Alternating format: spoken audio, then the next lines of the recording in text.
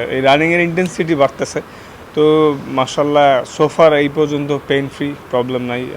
Super league থেকে খেলার plan আছে, আল্লাহ যদি ভালো প্রোগ্রেস করে, এর আগেও হইতে পারে, বাট যাই হবে মানে আমি রিহ্যাবটা ভালো মতো করেই শুরু করতে যাচ্ছি ইনশাল্লাহ। আয়ারল্যান্ড সিরিজ বা ওয়ার্ল্ড কাপে ঢোকার জন্য ভালো মঞ্চ এখন প্রিমিয়ার লিগেরই অপশান। তো আমি চেষ্টা করব যে প্রিমিয়ার লিগেই যত দ্রুত সম্ভব শুরু করতে। আমি এখন মেন প্রায়োরিটি দিচ্ছি 100% ফিট হয়ে ওয়ার্ল্ড কাপে সুযোগ পাওয়ার। এটাই আমার ড্রিম, কারণ আমি 15 বিশ্বকাপটা খেলেছি। ওই ওয়ার্ল্ড কাপে খেলার শান্তিটাই অন্যরকম।